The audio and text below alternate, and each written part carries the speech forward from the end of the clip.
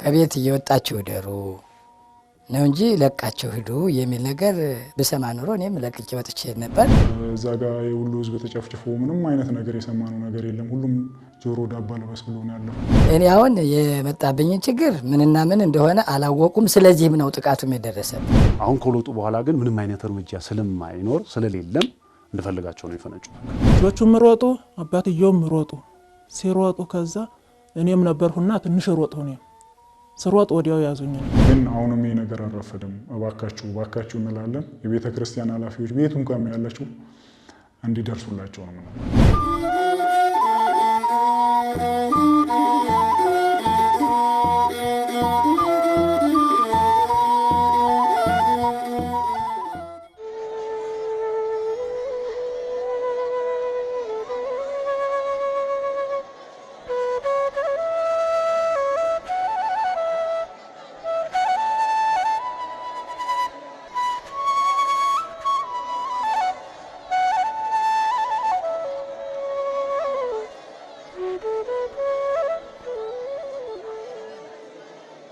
አብሮነት ለሰው ልጆች ማህበራዊ መስተጋብር ወሳኝ ሚና ያለው ሴት ነው።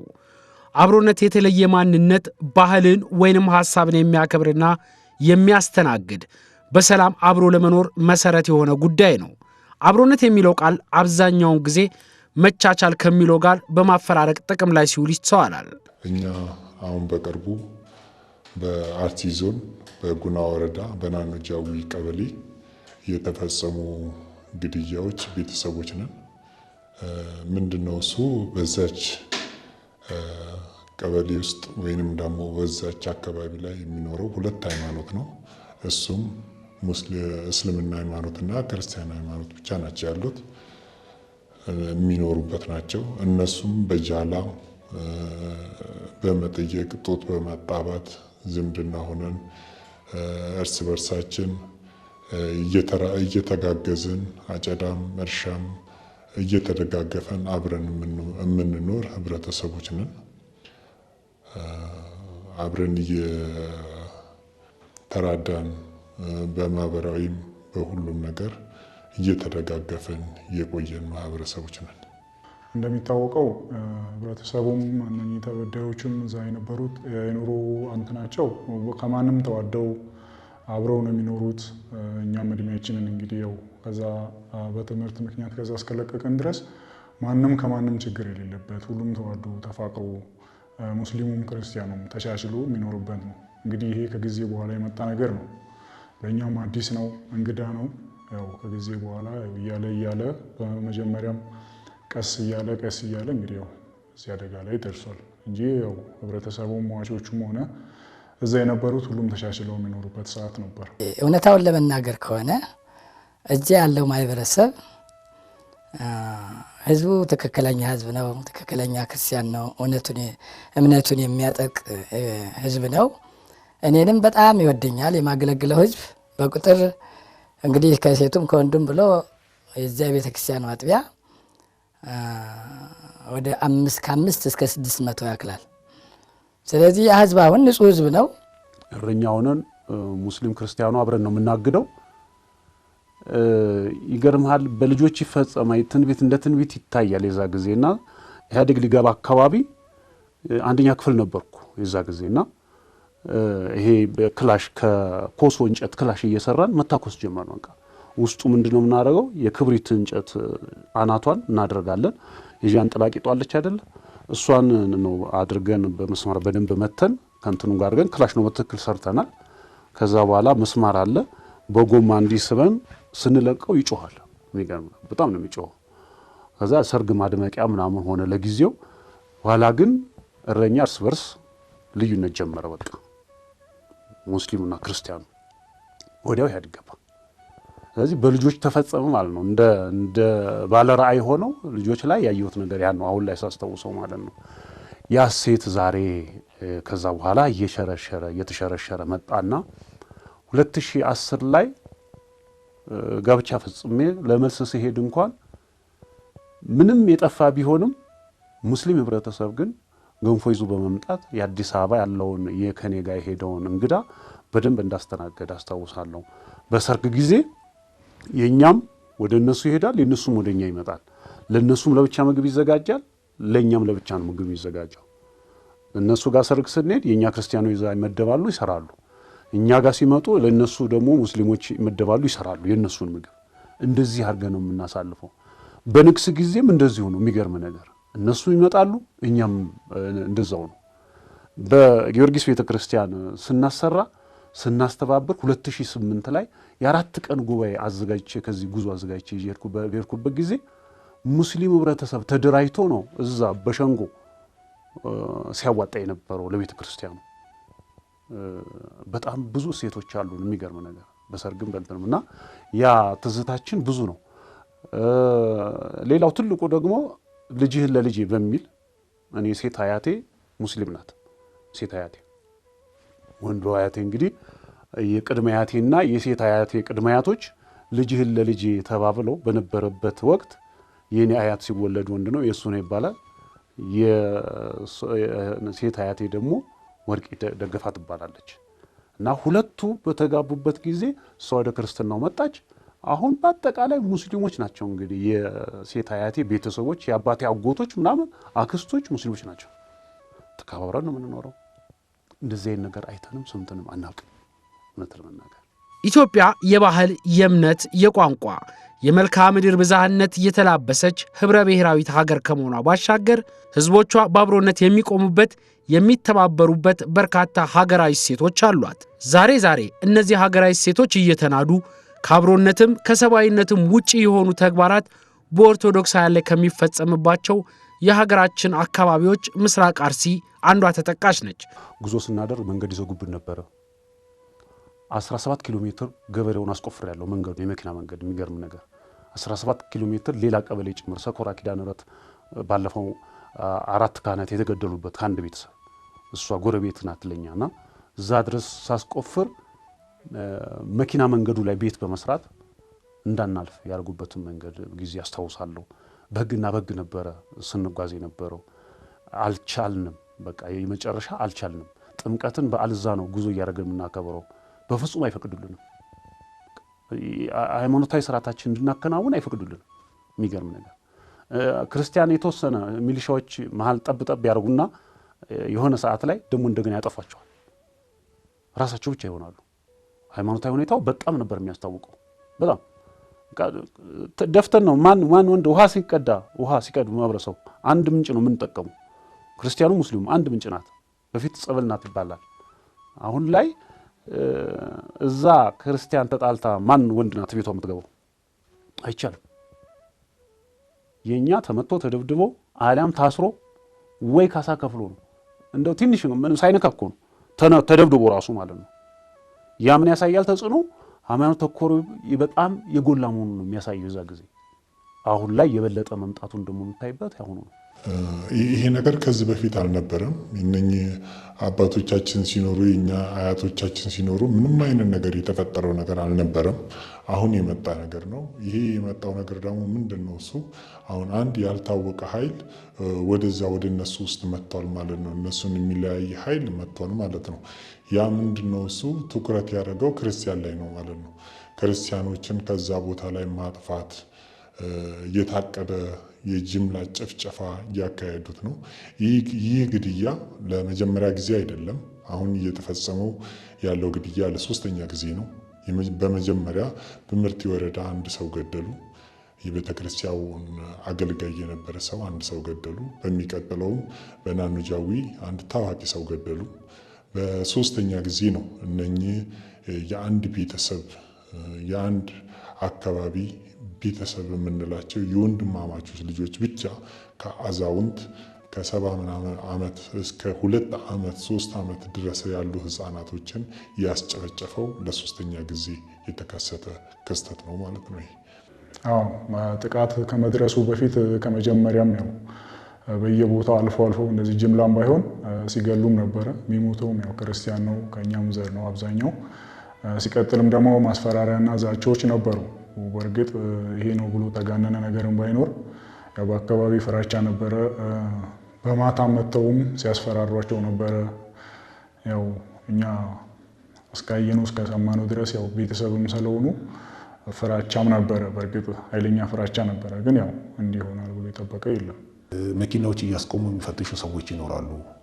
ማንነታቸው አይታወቅም። አውርደው ለጉዳይ ነው የፈለግነው ብሎ ማስቀረት ይችላሉ።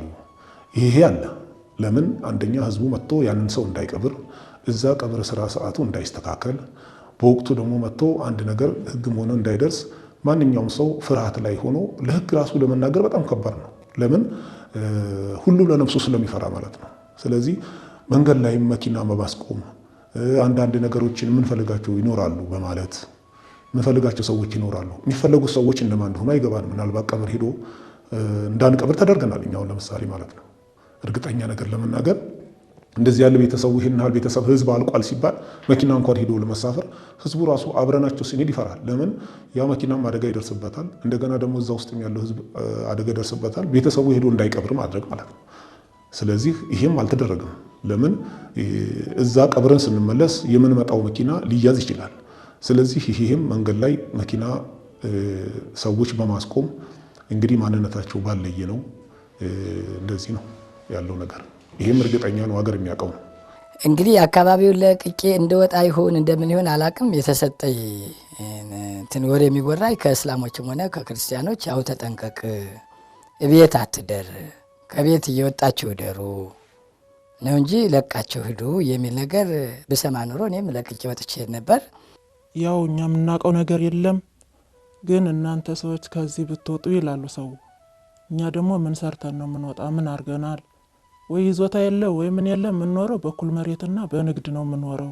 በአህያ ጭኜ ለምንኖረው ማን ነው እኛን የሚፈልገን እንላለን። ከዛ መጨረሻ ላይ እኛ የምናውቀው ነገር የለም፣ ምንም የምናውቀው ነገር የለም። ብቻ መጠው ያን ጥቃት ሲያደርሱ ነው የማውቀው። በቃ መንገድ ሲዘጋብን ለነሱ ወደ ቀበሌ እንሄዳለን፣ ወደሚመለከተው እንሄዳለን። ለጊዜው ያስከፍቱልናል፣ እንደ ልባችን ባይሆንም። የዛ ጊዜ እንደዛ ነው የነበረው። እርምጃ የሚወሰድ የነበረው የዛኔ ነው። እርምጃ የተወሰደው የዛ ጊዜ ነው። አሁን ከለውጡ በኋላ ግን ምንም አይነት እርምጃ ስለማይኖር ስለሌለም እንደፈለጋቸው ነው የፈነጩት። በቃ የታጠቀ ኃይልም እንደፈለገው የሚንቀሳቀስበት ቦታ ስለሆነ ሰፊ ነው፣ እንደፈለገው ነው። ጂኦግራፊካሉም ይመቻል። ስለዚህ አብዛኛው ፈልሶ ወደ አንድ ቦታ ነው እየተሰበሰበም ያለው። ስለዚህ ያ የፈለሰበት ቦታ ደግሞ ለነሱ መናኸሪያ ሆኗል ማለት ነው። እንግዲህ መጀመሪያ አፈናውን ሲጀምሩ መርጌታውን ለፍለጋ በመጡበት ሰዓት እሱን ሲያጡ ቀጥታ 4 ወንድማማቾች ዲያቆናትን ነው ይዘው የሄዱት። ስለዚህ በየቀኑ ይደበደባሉ። የተጠየቅነው 1,400,000 ብር ነው። ከየት እናምጣው? በድርድር በዛም በዚህም ብለን ወደ 400,000 ብር አድርሰን ከብት ተሸጦ በዛም በዚህም ተብሎ ተከፈለ። ወደ 20 ቀን ቆይተው ተለቀቁልን ማለት ነው። አንዱ እሱ ነው። ሁለተኛው ደግሞ ካሁን ከሟቾች ውስጥ ተወስደው በነልጆቻቸው ሌሎችንም እዛ አካባቢ ያሉትን ይዘው ሄደው ብር ተቀብለው ክፍሉ የተባሉትን ከከፈልን በኋላ ከፍተኛ ድብደባ ስለደረሰባቸው ሐኪም ቤት ሲደርሱ ነው የሞቱት። ሙላቱ ደሳለኝ አሁን የሟቾች ቤተሰብ ማለት ነው። ስለዚህ እዛ የነበረው ያፈና ሁኔታ እየተባባሰ ሄዶ አንድ ወንድማችንም እንደዚሁ በዚሁ በቤተክርስቲያን የሚያገለግለን 1 ሚሊዮን ብር ተቀብለው ነው ሚስቱን ወስደው ይመለሱት። ያ ተለማምደውታል። ከዛ በኋላ ነው ወደ ግድያው የመጡት። አሁን ላይ ያለ መግባባትም ይኖራል። እንደዛው እንዲያርግ አታርግ በሚል ያንድ ጎረቤት ነበርና እዛው ጎረቤታችን ነው የእርገት ዕለት የቄስ ነው የሱ ልጆች ይዘው ሄደዋል። ሌላ ከዚያ ፊት ደግሞ 1-2 ሰዎች ገለዋል። እየታገቱም ይሄዳሉ። ይሄንን ታዲያ እኛ ጋር አይደለም ራቅ ልፍልፍ ይላል። እኛ ሰፈር አይደለም፣ እነኛ የቄሱ ልጆች ናቸው። እኛ ሰፈር እነሱን ወሰዱ፣ አገቱ። ከዚያ ውጪ የኛ ደግሞ ያው በዛችው ሳምንት ነው የኛ ሞሪ የመጣው። ከቅርብ ጊዜ ወዲህ ኦርቶዶክሳውያን በሰቀቀን ከሚንቀሳቀሱባቸው ነጋ ጠባ መጡብን አልመጡብን እያሉ ስርዓት አምልኮ ከሚፈጽሙባቸው አካባቢዎች በግንባር ቀደምትነት ትጠቀሳለች ምስራቅ አርሲ። የተገደልን የምንገደለው ስለምንም አይደለም ስለ አንዲቷ ማህተባችን የሚሉ ድምጾች ከዚህ አካባቢ መውጣት ከጀመሩ ዋላደር ከረምረምም ብለዋል። እውነት ነው፣ ይታወቃል። ሁሉም እዛ አካባቢ ያሉት ክርስቲያኖች አጥቢያ ያላቸው በመርቲ ወረዳ በቅዱስ ጊዮርጊስ ቤተክርስቲያን አጥቢያቸው እና በዛ ነው ሲገለገሉ የቆዩት። እነኚህ ምዕመናን ሁሉም በሚምለው ደረጃ ቤተክርስቲያንን በማደስ በሰበካ ጉባኤነት በማገልገል ለረጅም ጊዜ የቆዩ አባቶች ናቸው። እነኚህን አባቶች በጣም የሚታወቁ አባቶች ናቸውና በሰበካ ጉባኤነት ለረጅም ዓመት ያገለገሉ በጽዋ መርሃ ግብር አንድ ሰው የማርያምን፣ የሚካኤልን፣ የመድኃኔዓለምን፣ የባለወልድን የተለያዩ ጽዋዎችን አብረው እየጠጡ በቤተ ክርስቲያኗ ዙሪያ አብረው ሲራዱ የቆዩ ጠንካራ ሃይማኖት ያላቸው ምንም አይነት የተበከለ ነገር የሌለባቸው ንጹሐን በቤተ ክርስቲያን እየቆረቡ ያሉ አዛውንቶች ያሉበት እና ጠንካራ እስከ መቁረብ ድረስ የደረሱ አባቶች ያሉበት ነው ለማለት ያክል ነው። ሁሉም በሚባል ደረጃ ክርስቲያኖች ናቸው። ቤተ ክርስቲያናቸውን ወዳጅ ናቸው። ቤተ ክርስቲያናቸውን የሚያሰሩም ናቸው። በማሰራት ላይ ያሉ ናቸው። ያው እንደሚታወቀው ቤተ ክርስቲያኑም አሁን በአዲስ መልኩ እየተሰራ ነው። ሲቀጥልም ደግሞ እንግዲህ አሁን ሁለቱም ቤት ለምሳሌ እኛ ቤት የማርያም ጽዋ አለች። እንደዛው ጎረቤታችን የሚካኤል ጽዋ አልወጡም። አሁን ነው ማርያምም ከዛ በኋላ ነው የወጣችው። ሚካኤልም ያው ወደፊት ነው የሚወጣው። ሁለቱም በቤት ውስጥ አሉ ነው። አሁን የኔ እህቴ ነበረች ከፋይ ማርያም፣ ሚካኤል ደግሞ ያው ከጎረቤት ነበሩ። ያው ቀኑም የተከሰተበትም ቀን የዛን ቀንም ነበር። ጽዋ እየገባ ባለ ሰዓት ነው እንደዛ ሰብስበዋቸው ይዘዋቸው የሄዱት እና ህብረተሰቡ ያው ሙሉ በሙሉ በሚባለው ኦርቶዶክስ ናቸው። ከዛ መበለጠ ደግሞ ሃይማኖታቸው ወዳጅና ለሃይማኖታቸው ሟች ናቸው። ሲቀጥልም ደግሞ ያው በእምነታቸው ዙሪያ የማይደራደሩም ናቸው። እኔ አሁን የመጣብኝን ችግር ምንና ምን እንደሆነ አላወቁም። ስለዚህም ነው ጥቃቱም የደረሰብኝ። ምንም ችግር ስለሌለብኝ ነው። ቢኖርብኝ ስራዬን አውጥቼ አስቀድሜ ወጥቼ ይሸሽ ነበረ። ምንም የለብኝ ብዬ ነው የተቀመጥኩ። ሌላ ከዚያ ፊት የምናውቀው የለም። ህዝቡም ይወደናል፣ በጣም ነው የሚያፈቅረን። መርጌታውን በትምህርታቸው በጣም ይወዳል ህዝቡ። እኔም ከህዝብ ጋር ከማንም ጋር ንክኪነት የለኝም። ያው ሰራለሁ፣ ገባለሁ፣ ያችኑ ስራዬን ነው። መርጌታውን ወጡ ገቡ፣ ያን ግብርና ስራ ነው። ሌላ ምንነካካው ነገር የለም። ከሰውም የለ ከምንም የለ። ይሄን ብቻ ነው እኔ ጥቃቱ ሲደርስ ነው የማውቀው። እውነቱን ለመነጋገር በትክክለኛ ኦርቶዶክሱ ላይ ነው። በቃ ኦርቶዶክሱም ጠቅላላ እየተፈለገ ከአባቶች አንስቶ ያለው ነገር ነው እንጂ ሌላ ተቀይጦ አብሮ ያለ ነገር ያለ ባህረሰብ አንድ የተገደለ ሰው የለም። አንድም በግጭት እንኳን የሆነ ነገር የተፈጠረ ነገር የለም። እንግዲህ እንዲህ ሰርጎ ገብቶ አብሮ በመተባበር አብሮ አንድ ነገር ለማድረግ የተደረገ ነገር ይመስለናል እንጂ እንደዚህ አሁን ከዛ ውስጥ ተለይቶ ክርስቲያኑ ተመርጦ አቅመ ደካማ ህፃናቶች ላይ ኃይለኛ 3-4 ጊዜ ድጋሚ እየተደረገ ይሄ አሁን እንደዚህ በድንገት ነው፣ እንደዚህ በግጭት ነው። ትክክለኛ እዛ እየኖርን ነው። እኛ እዛ እየኖርን ስለሆነ ሁሉንም እናያለን። ማታ ሲባል ሰው በሙሉ ጠቅላላ ወደየ ከተማ ወዳለበት ቦታ ሄዶ ወደ አዝመራው ሲመለስም ፈርቶም የማይመለስ አለ። በዛው በቃ ቤቱን ዘግቶ የትም ይቀረሰው አለ። ስለዚህ ይሄ በጣም ከባድ ነው። ይሄ አሁን እንደዚህ ቢያንስ እንደዚህ ነው የሚባለው ጉዳይ ትክክለኛ አይደለም። ማንም ያውቃል፣ አገር ያውቃል፣ መረጃው ያለ ነው፣ እርግጠኛ ነው። ትንንሾች ህፃኖች ለምሳሌ ህፃኗ እቺ የተረፈችው ህፃን በአካሏ የምትናገረው በአንደበቷ የምትናገረው ነው። ማንም ሰው ለዚህ ያዋሽ ሰው ምድር ገብቶ ቤተሰቡ ሌላ ነገር ሆኖ ሌላ ነገር አይልም።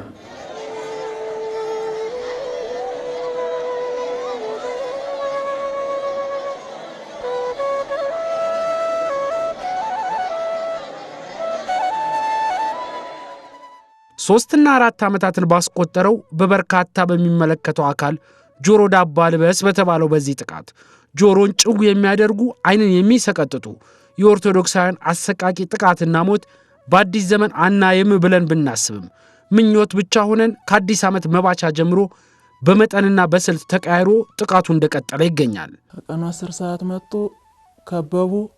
ከዛ ያው ቆመው ነበርና ተበላህ እንዳትንቀሳቀስ አለ። እንደዚያ ሲሉ ልጆቹም ሮጡ፣ አባትየውም ሮጡ። ሲሮጡ ከዛ እኔም ነበርሁና ትንሽ ሮጥ ሆነ። ስሮጥ ወዲያው ያዙኝ። እኔ ሲይዙኝ እኔ ያው ሴት ነኝና መሮጥም አልችልም። ድንጋጩም ያው ይጥላል። መጨረሻ ላይ እኔን ይዘው ሄዱ። ከብቶችንም እኔንም አንድ ላይ ነድተው ይዘው ሄዱ።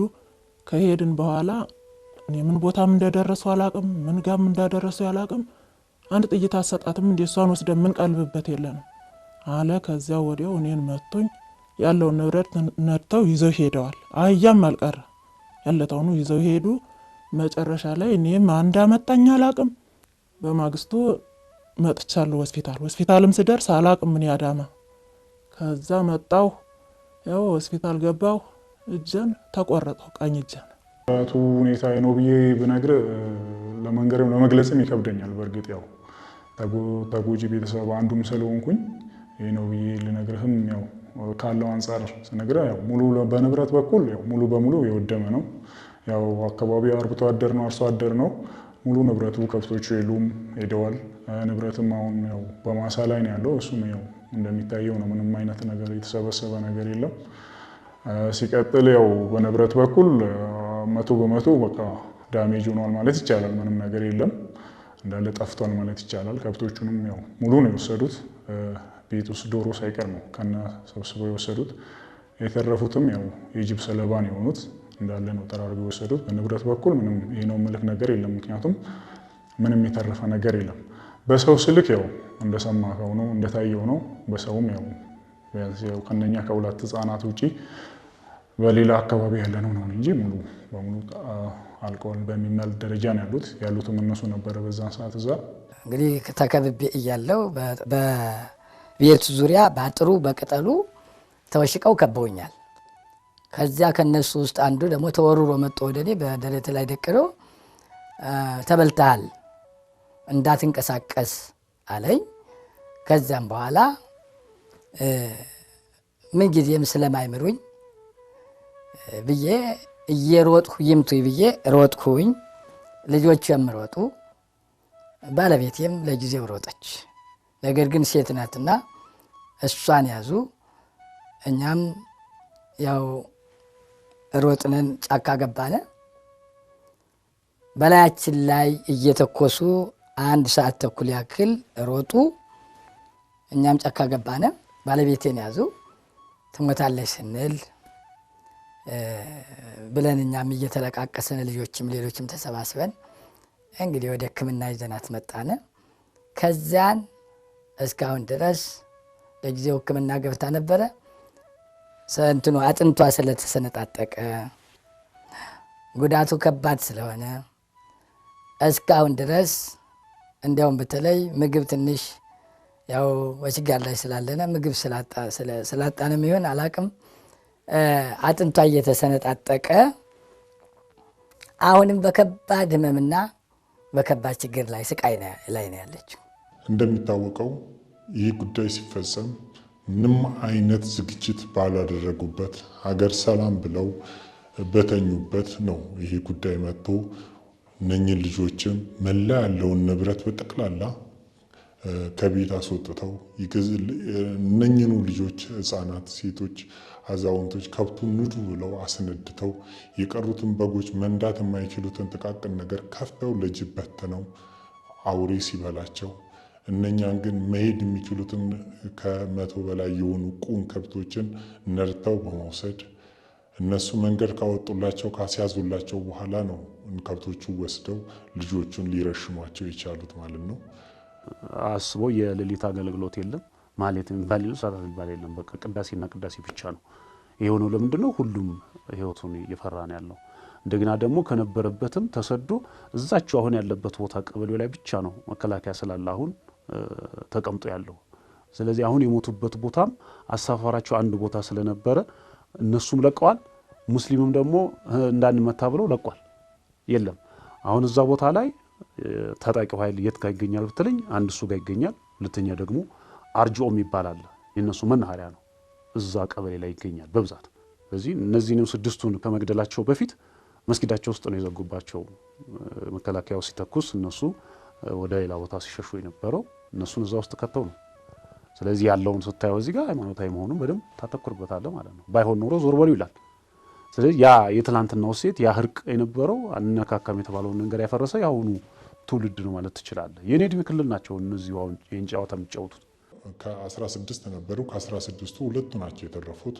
አሁን አንዷ በኃይለማርያም ሆስፒታል፣ አንደኛዋ ደግሞ በወላይታ ሶዶ ሆስፒታል ውስጥ ይገኛሉ እነኚህ ህጻናቶች። እና ምንም አይነት ነገር የተረፉት በወቅቱ እዛ የነበረው ሁለቱ ብቻ ናቸው የተረፉት። ከዛ ውጭ ያሉ በየቦታው ላይ የሚማሩ ልጆች፣ በቤተሰብ የሚተዳደሩ ልጆች፣ ከቤተሰቦቻቸው እርዳታ የሚሹ ልጆች ምንም አይነት ነገር ከቤተሰብ እየተረፈላቸው ንብረት ስለሌለ በአሁኑ ሰዓት በጣም ብዙ ችግር ላይ ነው የሚደርሱ ያሉት። አሁን እንግዲህ ያለሁት ከነ ባለቤትና ከኔ ከልጆቼ ጋር 8 ቤተሰብ ነኝ። 8 ነን። ልጆች 6 ናቸው። እኔና ባለቤቴ 8 ነን። የምንበላው የምንለብሰው ወይም ደግሞ መጠለያ ቤት ቅንጣት ያክን የለንም። ምክንያቱም ተመልሰን ወደ ቤታችንም አልሄድንም፣ መሄድም አይቻልም ወደዚያ።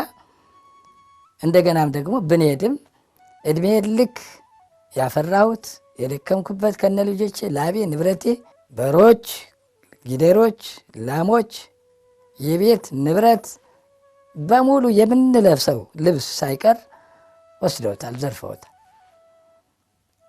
ስለዚህ ያው ማደሪያም የለ ምንም የለ። ለመናገር አሳፋሪ ነው።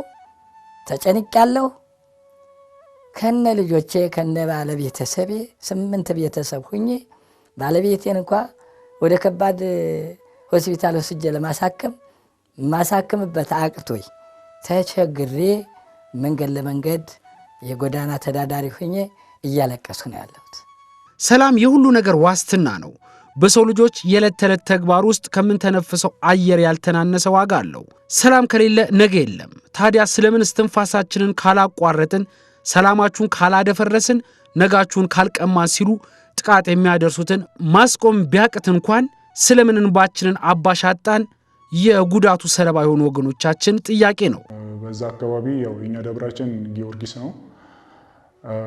ጊዮርጊስም ከዚህ ፊት ያው እንግዲህ ሰምታችሁም ሊሆን ይችላል መሪጌታውን አጥቷል። የመሪጌታው ባለቤት ተመታለች።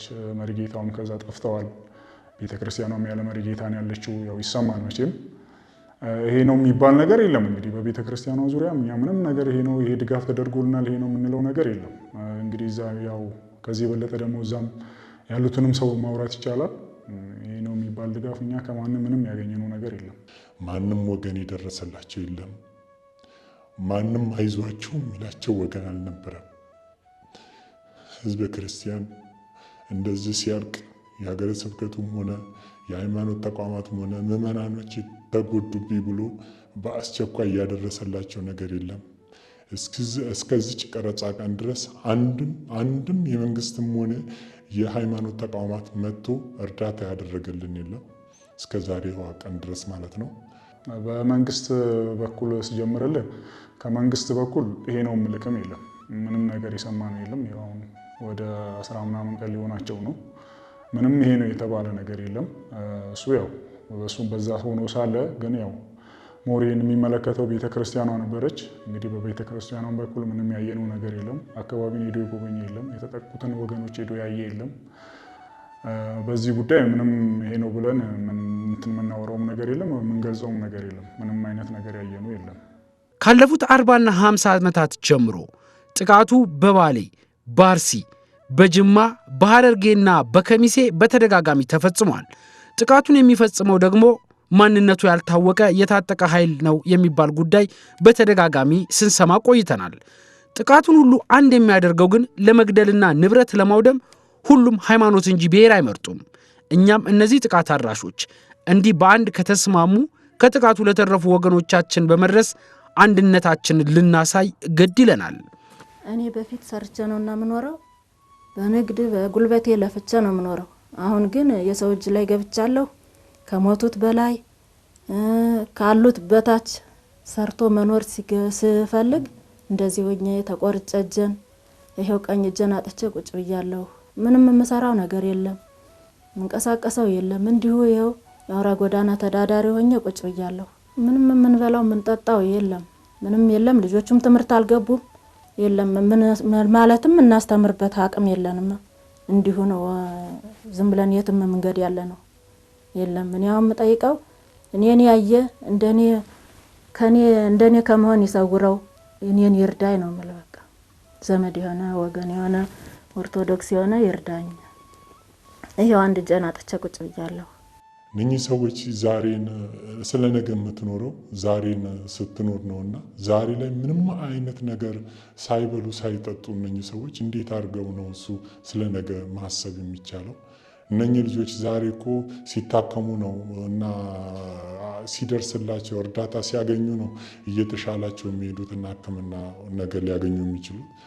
እነኚህ ታክመው ድነው ከወጡ በኋላ እኮ እኛ እርዳታው ምን ያደርግልናል? እነሱ ታክመው ከወጡ እነሱ እንዲታከሙበት በነፍስ እንድታድኑልን ነው ጥሪ ስናደርግ የነበረውና የመንግስትም አካል ሆነ የሃይማኖት ተቋማትም ይህን ነገር ተባብራችሁ እንድትረዱን ምንም ነገር የሌላቸው ተሰደው ወጥተው በየከተማው በተለያየ ከተማ ላይ ነው ያሉት አዛውንቶቹ፣ ትላልቅ ሰዎች፣ አባቶች ልጆቻቸውን ይዘው እየተጎዱ ነውና ህዝበ ክርስቲያኖቹ በውስጥም ያላችሁ በውጭም ያላችሁ ዝም አትበሉን፣ ደምጹሉን ለማለት ያክል ነው።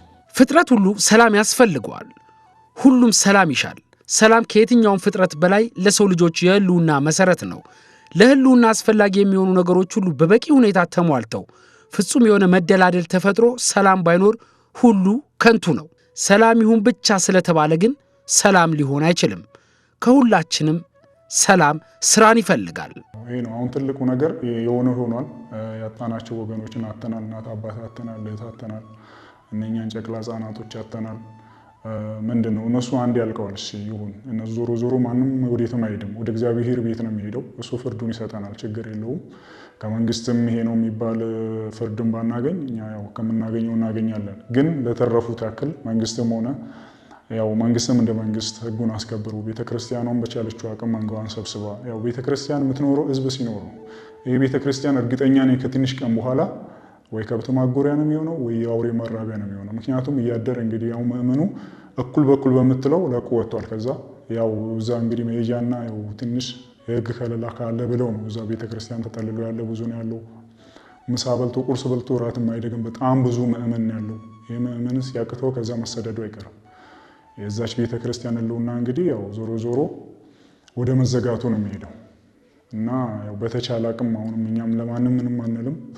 ከቻለች ቤተክርስቲያኗ አቅሟን አሳይታ ቢያንስ የምእመኑን የመንጋዋን መብት ብታስከብርልን ብለን እኛ አሁንም ወደ መንግስት እንጮሆናል። መንግስት ምን በላይ ያውቃል። መንግስት ግን ምንም ያገኘነው ነገር የለም። ግን አሁን አንድና አንድ ያለን እድል ወደ ቤተክርስቲያኗ መጮህ ነው። ቤተክርስቲያኗ አሁንም አልረፈደም። ገና ብዙ ህዝብ ነው እዛ ያለው፣ ብዙ ምእመን ያለው እዛ፣ ብዙ ሽማግሌ፣ ብዙ አሮጊት ነው ያለው። ቢያንስ እንደ ሌሎቹ እንኳን አቅም ኖሯቸው ከቦታ ቦታ የሚዘዋወሩ አይደለም። ቢያንስ ለእሷ ቤተክርስቲያኗ በቻለችው አቅም ቤተክርስቲያኗ እንድትጮህልን ነው እንጂ ሌላውማ ያው እንዳየነው ነው እንደሰማነው ነው። ምንም ነገር እስካሁን የለም እና አሁንም አቤት የምንለው ቢያንስ ደብራችን አይዘጋ፣ ቤተክርስቲያናችን አይዘጋ፣ እናትና አባቶቻችን በተወለዱበት ይቀበሩልን። ቢያንስ ዘጋ ቢያንስ በትንሹ እስከ 80 እስከ 85 ያለ አዛውንት ነው ያለው። የአዛውንት ደግሞ ወዴትም አይሄድም። አንድ ያለችው ያቺ ቤተክርስቲያን ናት። እዛው ቤተክርስቲያን ነው መቀበር የሚፈልገው እና በተቻለ አቅም ቤተክርስቲያኗ በዚህ ብርዳን ስንል የምንማጸነው። ሁሉም ያው ይህን የሚሰማም አለ፣ በሚሰሙትም ያው ሁሉም ለእያንዳንዱ ተከፋፍሎ ቢያንስ ለቤተክርስቲያን ነው። እኛ አሁንም ዞሮ ለቤተክርስቲያን ነው የምንጮኸው። ህጉንስ አይተነዋል። እዛ ጋ የሁሉ ህዝብ ተጨፍጭፎ ምንም አይነት ነገር የሰማነው ነገር የለም። ሁሉም ጆሮ ዳባ ልበስ ብሎ ነው ያለፈው። አሁን እንዳለችን ኃይለ ብቹ ቤተክርስቲያን ናት። እዛ ህዝብ ያለቀው ለዛ ቤተክርስቲያን ሲል ነው፣ ለሃይማኖቱ ሲል ነው፣ ለመስቀሉ ሲል ነው። አብዛኛው እንደሚታየው ነው። ከሌ አይባልም። ሁሉም ቢታይ ሁሉም መስቀል ነው ያለው። በመስቀሉ ሲል ነው የታረደው፣ ለመስቀሉ ሲል ነው የተገደለው። ሌላ ለምንም አይደለም። ንብረቱስ እሺ ችግር የለውም ነገ ይመለሳል። ቢያንስ ይሄን ምእመን ያለ ቤተክርስቲያን ሊቀር ነው። በእርግጠኝነት ይሄ ነገር ከ10 ከ20 ቀን በኋላ ከሆነ እዛ አካባቢ ምንም አይነት አይገኝም። ቤተክርስቲያኗም እስከ መውደም ነው የምትደርሰው በእርግጠኝነት ማለት ነው። ግን አሁንም ይሄ ነገር አልረፈደም። እባካችሁ እንላለን። የቤተክርስቲያን ኃላፊዎች ቤቱም ጋር ያላችሁ እንዲደርሱላቸው ነው የምንለው። የታጠቀ ኃይል በጫካ ውስጥም ሆኖ ለአካባቢ ለሚኖሩ ሰዎች ለየትኛውም ሰው ሰላሙን ነስቶ ነው ያለውና ምንድነው እሱ መንግስት ይህን ነገር ትኩረት ወስዶበት ሰርቶ እነኚህ ተሰደው በየቦታ ላይ ያሉት ሰዎች ወደ ቦታቸው ተመልሰው እንዲኖሩ አባቶችም መንጎቻቸውን ልጆቻቸውን እንዲጠብቁ ጥቃት ሲደርስባቸው በልጆቻቸው ጥቃት ዝም እንዳይሉ ድምፅ እንዲሆኑና ይህ ነገር ድጋሚ እንዳይፈጸም ከምን ጊዜም በላይ ትኩረት ወስደው እንዲሰሩበትና ዘላቂ የሆነ መፍትሄ ለመኖራቸው ለክርስቲያኖች ለመኖር ዋስትና እንዲሆናቸው አባቶች ድርሻቸውን ቢወጡ፣ መንግስትም ድርሻቸውን ቢወጡ፣ እያንዳንዱ ሚዲያም ድርሻውን ቢወጣና ሰላም አግኝተው ፎይ ብለው እንዲተኙ ብታደርጉልን ስል በእግዚአብሔር ስም እጠይቃለሁ። በቦታው ላይ በአርሲም ሆነ በጉናም ሆነ በቦታው ላይ ተገኝቶ የአጽናና መምህር አልተገኘም። አንደኛ በወረዳችን ላይ በመርቲ ወረዳ ላይ ተዘዋዋሪ ሰባኪ የለውም። አገረ ስብከቱ ተዘዋዋሪ ሰባኪ አስተማሪ የለውም። እንዲሁም ደግሞ ጸሐፊ የለውም። የቢሮ ሰራተኛ የለውም። አንድ ሊቀ ካህን ብቻ ነው ያለው ቤት በመርቲ ላይ። በጉና ላይም እንደዛው ህብረተሰቡ የተለያየ ትምህርት ይፈልጋል። ያንንም እያከናወኑ አይደለም። በጉና ላይም ይሄን የሚመስል ድርጊት አለ። አንደኛ ተዘዋዋሪ ሰባኪ የለውም፣ ጸሐፊ የለውም። የጉናውም እንደዛ ነው። ስለዚህ ህብረተሰቡ ከዚህ የተነሳ መጽናናት አልቻለም። ቦታውን እየለቀቀ ወደ ልዩ ልዩ ቦታ ሰፍሯል። ይህን ከማድረግ ደግሞ መንግስት ለነሱም እርዳታ አላካሄደላቸውም፣ አላደረገላቸውም። መንግስት በጣም ከምንም በላይ የሚያዛዝነው ለተፈናቀሉት ህብረተሰብ እንኳን መሬታቸው ላይ ያለውን ሰብል እንዲሰበሰቡ አላደረገም። ከዛም ደግሞ የተዘጋውን ቤት ከፍቶ እንኳን ምርመራ አላካሄደም። ከምንም በላይ የሚያዛዝነው መንግስት ለነኚህ ህፃናት እንኳን ድምፁን ለነኚህ ህፃናት እንኳን የሆነ ነገር አግዙም ብንለው ይሄማ ውሸት ነው እያለ ሰው እኛን እያታለለ ቆይቷል። አሁንም እኛ የምንፈልገው ለቤተሰቦቻችን የተፈናቀሉትን ቤተሰቦቻችንን፣ በራብ ያሉትን ቤተሰቦቻችንን፣ በችግር ያሉትን ቤተሰቦቻችን፣ በስቃይ በሰቆቃ ያሉትን ቤተሰቦቻችንን ኢትዮጵያውያን ደጋጋሉና ደርሳችሁ ቦታው ላይ እየደረሳችሁ እየጎበኛችኋቸው እርዳታ እንድታደርጉላቸው እናሳስባለን። እኛ የሟች ቤተሰቦች እንዲሁም ደግሞ በየሆስፒታሉ የሚንገላቱትን ቀን ከሌሊት ቁስላችን አልደረቀም፣ ቀን ከሌሊት ቁስላችን ይታጠባል፣ መርፌ ይወጋናል እያሉ የሚያለቅሱትን የሚያነቡትን ህፃናት በእነኚህ በእናታቸው ጀርባ የተገኙትን በእናታቸው ጡት የተገኙት ሁለት ህፃናትን እንድታድኑ እንግዲህ ያንን እሴት ለመመለስ ሁላችንም እናፈቃለን ነው ለመናገር። ይሄን ለማድረግ ደግሞ ትላንት ሲደረግ እንደነበረው ህብረተሰቡ መጀመሪያ አብሮት ካለው ሙስሊም ህብረተሰቡ ጋራ በደንብ መግባባት ከቻለና ውስጡ ያለውን በሙስሊሙ በኩል ከነሱ ጋር ያላለ ስለዚህ እነሱን ሃይ በማለት ማቆም መቻል አለበት የመጀመሪያው። ከዛ በኋላ ከኛም ከነሱም በደንብ የሚግባቡ ታላላቅ የሚባሉ ሰዎች በእርግጥ ሞተዋል የሉም፣ ግን አሉ የተወሰነ እነሱ ከመንግስት መዋቅር ጋራ ከቤተ ክርስቲያኒቱም መዋቅር ጋራ በመገናኘት ሀገርን ማቆም ካልተቻለ አካባቢው ላይ ሰላም መፍጠር ካልተቻለ ነገ ማንም አይኖርም። ክርስቲያኑ ጠፍቶ ሙስሊሙ ይኖራል ማለትም አይታሰብም። ስለዚህ ይሄ ፍቅር ግን ያስተሳስረናል፣ አንድነቱን ያመጣልናል። ወደ እርቁ ቢኬድ የተሻለ ነው። ጫካ ያለውን ሃይ ማለት ይጠበቅብናል። ሙስሊሙም ህብረተሰብ ይበቃል መገዳደል፣ እናንተም ከቻላችሁ ወደ ቤት ተመለሱ፣ ልጆቻችሁን ወደ ቤት ይመለሱ። አልመለስም ካሉ በቃ እዛው እንዲኖሩ ወደ እነሱ እንዳይመጡ መከልከል መቻል አለበት። እርስ በርሱ መጠባበቅ፣ ያ የጃላነት አብሮነት ዝምድና ያ ትላንትና በዛች ወንዝ ላይ የተማማላችሁበት መሐላ አሁንም እንዲቀጥል የተቋረጠውን መልሳችሁ እዛው ቦታ ላይ እንድትታረቁ እኔ አደራዬን በጥብቅ ጠይቃለሁ። እንደ ቤተ ክርስቲያን መዋቅር ደግሞ እስከ ላይ ድረስ በመሄድ ችግሩን በደንብ ለመቅረፍ የሚሄድበትን መንገድ ስለሚያውቀው ከወረዳ ቤተ ክህነት እስከ ዞኑ ድረስ ያለውን ድረስ በደንብ ማስተሳሰር ይችላል ወረዳ ቤተ ክህነቱ ማለት ነው። ዝምታ ግን መልስ ስለማይሆን ያንን ቢያንስ ድምፅ ሆኖ ይሄ ነገር ስለሞቱት ብቻ አይደለም፣ አሁን ክርስቲያኑ እንትና ሞተ ብቻ አይደለም፣ በቃ ግድያ ይብቃ የሚለው ነገር ለሁሉም መልስ ስለሚሆን ነገ ማብቃ ይኖረውማ። ምክንያቱም የዚህ ሟች ቤተሰብ በተለያየ ቦታ ተሰራይቷል እኮ ነገ ተመልሶ ምን እንደሚያስብ እነዚህ ልጆች አሁን ተርፈዋል ምን ያስባሉ ነገ ብሎ ማሰብ ይቻላል። ምላሹ አጻፋው ከባድ ስለሚሆን ማንም ገሎም ሞቶም መኖም ስለማይቻል ያንን ለመቅረፍ የሰላሙን መንገድ ማምጣት በቀላሉ ይቻላል። መንግስትም ማገዝ የሚችልበት መንገድ ከሽማግሌዎች ጎን ሆኖ ከሃይማኖት ተቋማት ጋር ሆኖ በጋራ ስለዚህ ያንን ወደንብ ቢያመጣና ሰላማችንን አረጋግጠን ሀገራችንን በአንድነት ብናለማ ይሄ የሚልማው ነገር ያሳሳል፣ ያጓጓል። ግን ደግሞ ሰው እያለቀ መሆኑ ያሳፈራል። በአንድ አቅጣጫ መሄድ እንዳይሆንብን መንግስትም እንደ መንግስት ይህንን ሰላም ለማስፈን ከጎናችን ቢቆምና ወደ ሽምግልናው ቢገባልን። ሀገሩ እሴት አለው፣ ሽምግልና የሚታረቅበት የራሱ እሴት አለውና ያንን ቢሄድበት የተሻለ ነው ብዬ ነው የማስበው። ጥቃቱ ሰማዕትነትን የደገመ በመሆኑ ከሰማዕታቱ በረከት እንዲከፍለን ፈጣሪያችንን እየተማጸነን ስለ ሰላምና አብሮነት ይመለከተኛል የሚል አካል ሁሉ ለምስራቅ አርሲ ኦርቶዶክሳውያን ትኩረት ሊሰጥ ይገባል መልእክታችን ነው።